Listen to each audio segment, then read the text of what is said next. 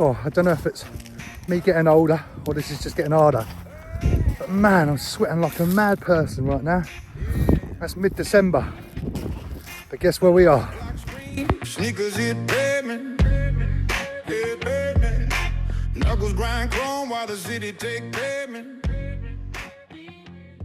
And we're back again. Back. Yeah, so part 3 of the Suffolk cod hunt. Yep. And what do they say, Steve? The definition of stupidity? It's doing the same thing again and again and again. Yeah, And but you say that, right? So we acknowledge that. We acknowledge that this definition of stupidity is doing the same thing over and over again. And expecting the same right? result. So yeah. what we've done is we've come down to the same place Again. to fish it the same way again. Yeah. But we've moved 50 yards further up the beach. Exactly that, yeah. So it's something different. Yeah. And also, to be honest with you, I think angling in general is some form of stupidity anyway, isn't it? Especially this time of year. But yeah, the thing is also is to ring the changes as well. So we are keeping an eye on the tides. Every time we go fishing, we watch what's happening, what's going on, seeing if it's working for us.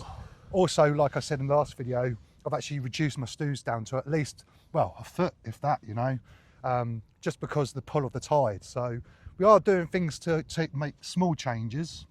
I think the biggest problem a lot of us have had, especially on the Suffolk coast over the last month, is there's been a lot of really, really strong northerly winds up Scotland way. And people think, oh, it's up there, it's not really going to affect us, but it does, because what it does is it creates a swell and a surge on the water, and that pushes all the way down the east coast of the UK.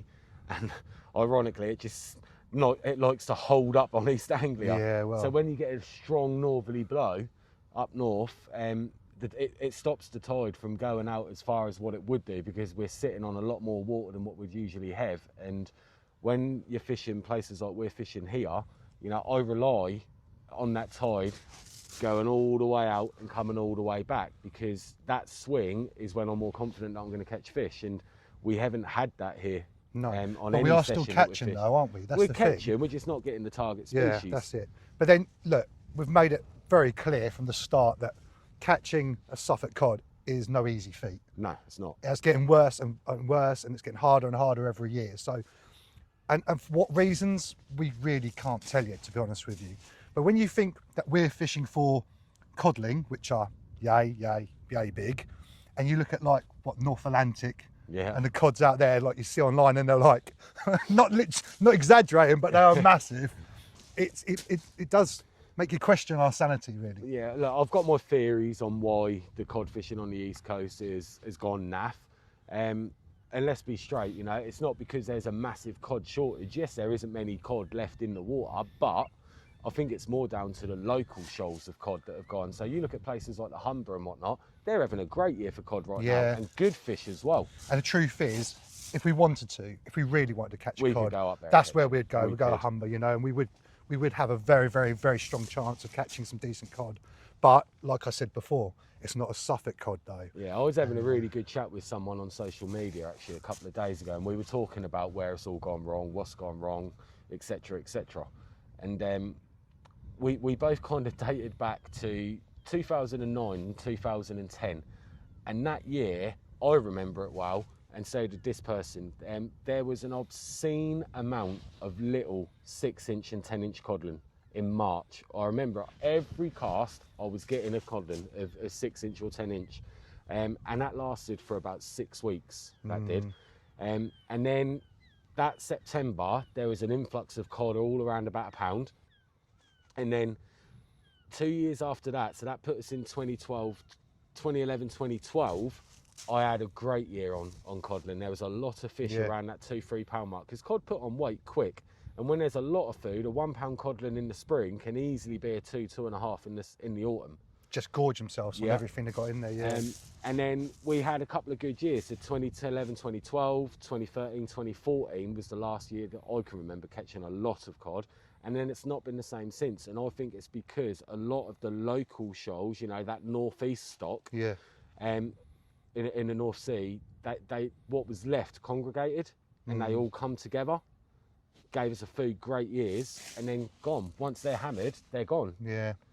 Well, we can only carry on, so we'll keep you posted, as we always do. Don't hold your breath, guys, but look, this is the realities. Yeah, this is the realities of angling in general, but specifically in Suffolk and specifically at this time I of will year. just say, he hasn't even got both rods in the water yet, and he's saying, don't hold your breath. Yeah, That's well, I'm now optimism going to... for you, isn't Right, get out of it. I'm going to go do it right.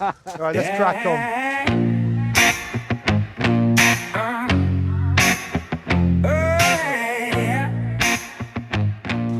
Wait to see the opportunities of any sunrises this time, because we're actually fishing into the evening now, so late afternoon, early evening.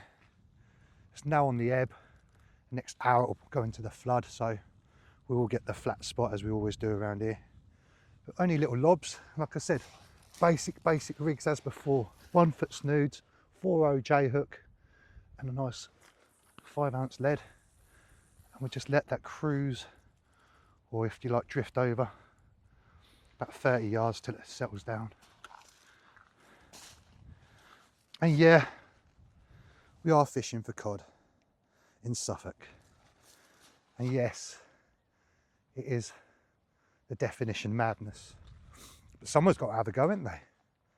You know, and it's quite funny because there's a few of us trying our wits against these cod, and you'll probably see across the socials. And you know, I don't want to begrudge anybody having one or not, but I would like Blood Effort Angling, Sweat and Tears, to be one of the few that actually get into one. But we've only got a couple of weeks now before Christmas, so you know,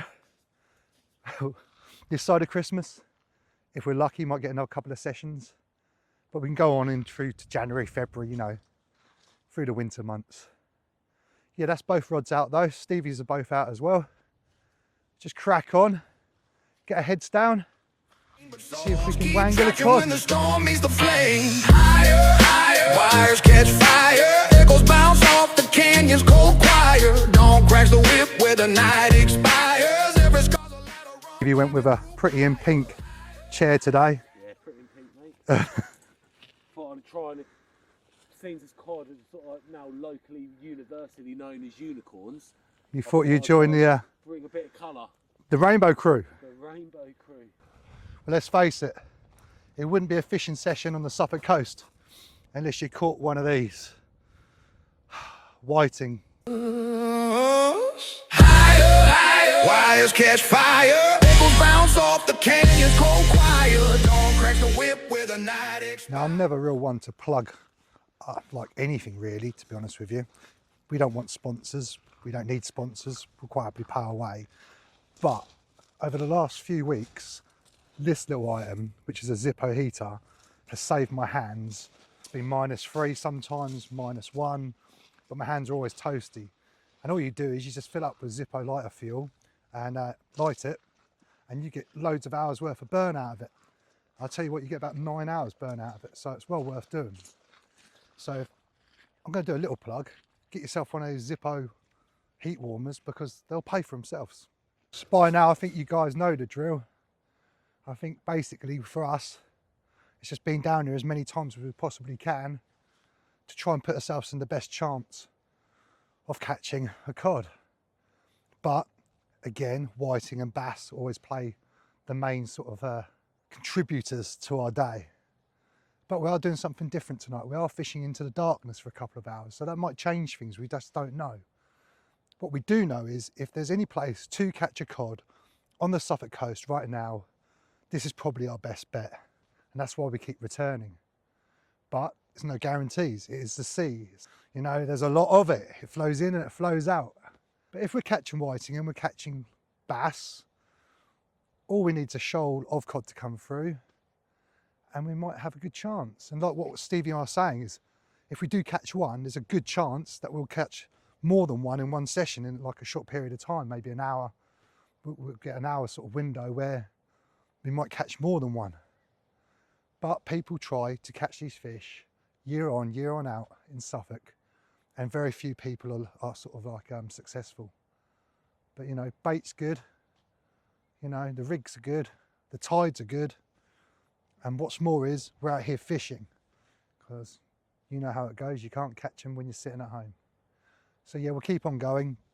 It's going to be flooding soon, and then we'll see how it changes, if anything. When the tide changes, we'll see whether or not that has an adverse effect or a positive effect. And, you know, if it doesn't, then we'll run away and we'll start again. Then it'll be on the cud hunt part 4. Jokingly, like Paul said, by the time we finish this, it'll be on the cud hunt part 75. But yeah, we'll keep going at the end of the day. It's nice to be out. It's better than sitting at home. Although I must say, like, all the Christmas decks are up now, Christmas trees up. Starting to feel a little bit more Christmassy, you know.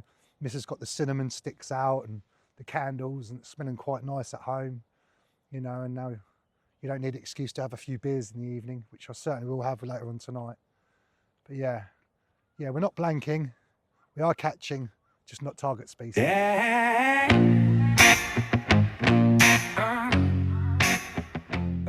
It gets bloody muddy on these rivers, I tell ya.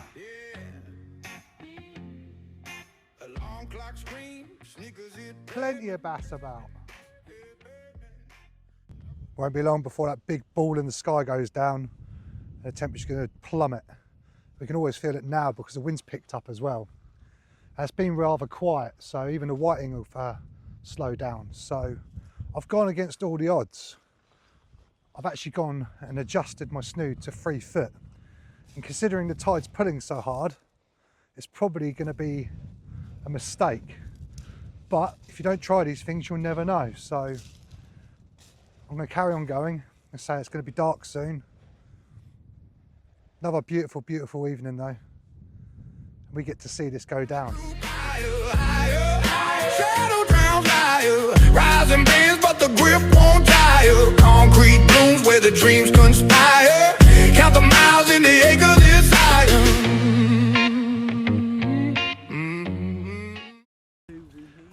We do need a car. Oh mate, never mind. I literally feel like I'm going to throw a tantrum in a minute. I just want a car. When you put the time in, and I'll tell you what, it's not about the time either, it's about the money as well, isn't it? You know, because, you know, every time we come out, bit of diesel, yeah, that's fine.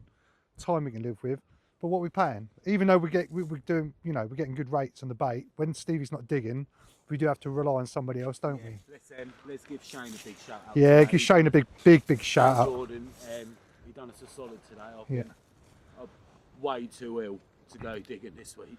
Yeah, way mate. Too ill, so I dropped him a message and he sorted me out. So yeah, big shout out, big props to Shane. Yeah, we must say thank you to Shay, because I say, like, Stevie's feeling rough as a dog, let's say, let's be polite. And if it weren't for these guys digging for us in this crappy weather, then we wouldn't be out here today. Almost just sweat crystallized in the trust. Bank the gain when the grind turns to loss. Higher, higher, wires catch fire. Echoes bounce off the canyon's cold choir. Dawn cracks the whip. And into darkness we go. So we're going to fish on for about an hour and a half into the flood. If there's ever a good time, hopefully now is it. So we'll keep casting out every 10-15 minutes maybe till we run out of bait, till we've had enough. But it's got to happen at some point, isn't it? Surely. I think it's fair to say we've had a fair share of bass over the last few sessions. Got to be optimistic. Steve had his rod just slam right round after a few taps. Something that's going to be much better than a whiting. Could have possibly been a bass, but as he picked it up, it's gone. So it's been the evening of the bass, isn't it, boy? Yeah, mate. Good sport. Nice little bite though. Just not what we're after. Don't know how well you hear me because the mics have gone away. And guess what? They've avoided us again. And like we say every time, will it stop us? Probably not, because we're stupid, but we'll keep on going. We had loads and loads of whiting, even more bass, so it's been an enjoyable session. And you know, we put the world to rights as well, but if it's easy, everybody will do it. Some people have been trying to chase cod in Suffolk for years, so for us to try and achieve it over a short period of time is quite optimistic. But until next time, guys, take it easy and we'll see you soon.